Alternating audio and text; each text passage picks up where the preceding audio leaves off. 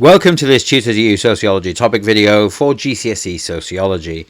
In this video we're going to look at another classic text, Social Theory and Social Structure by Robert Merton.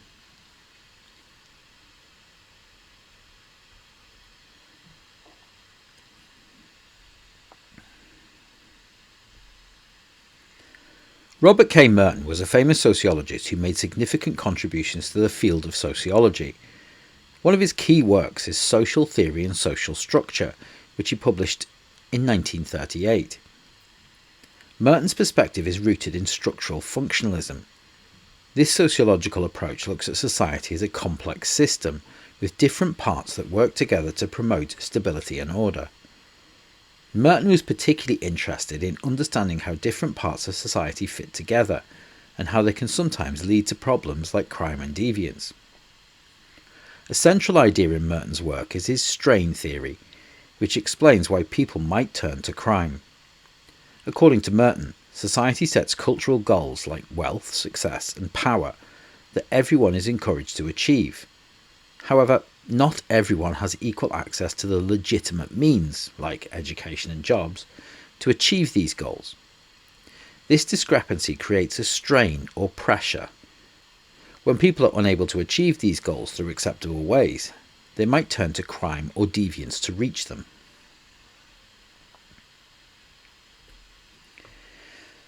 Merton used a theoretical approach to develop his ideas, which means he created a framework to understand social behaviour based on existing knowledge and observations. He analysed social structures and cultural norms to explain patterns of deviance and conformity.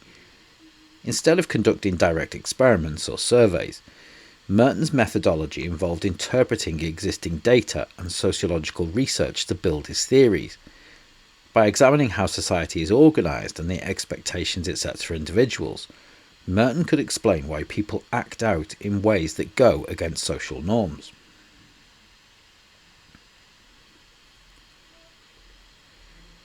Merton identified 5 ways that people respond to the strain between social goals and the means to achieve them. Firstly, conformity. Most people accept cultural goals and the legitimate means to achieve them, even if they face challenges. A second way is through innovation.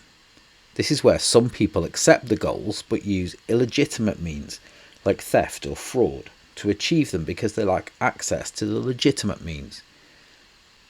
A third way is through ritualism. This is where individuals will abandon the cultural goals, but continue to adhere strictly to the legitimate means. In other words, going through the motions without believing in society's goals.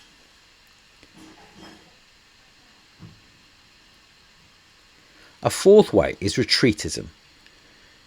This is where individuals reject both the goals and the means, often leading to withdrawal from society, such as through drug addiction or vagrancy. And finally, rebellion.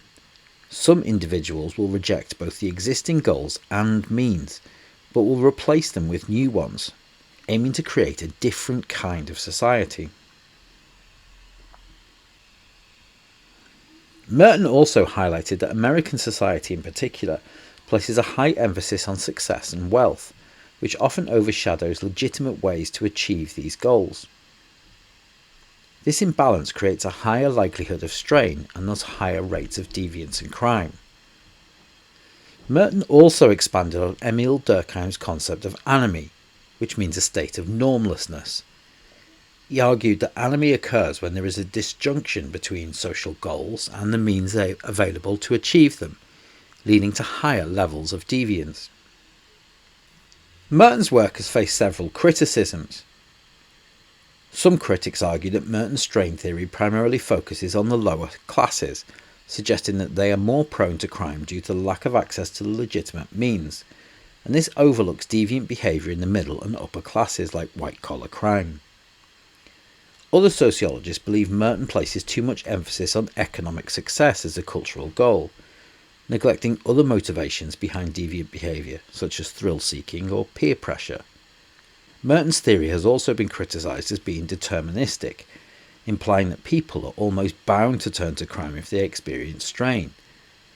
Critics argue that it does not adequately account for individual choices and differences in how people respond to similar situations.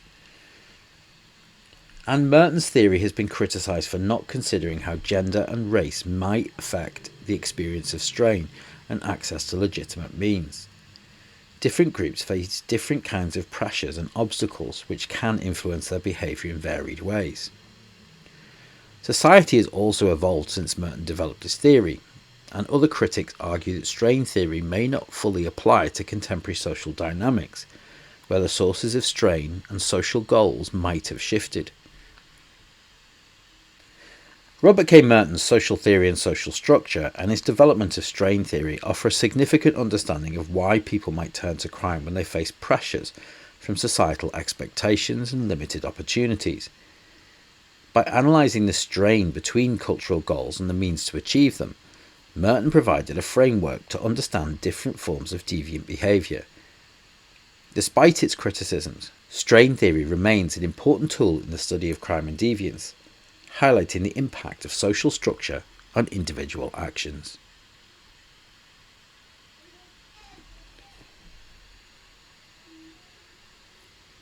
That concludes this Tutor to You Sociology topic video for GCSE Sociology, looking at the classic text Social Theory and Social Structure by Robert Merton. Thanks for watching.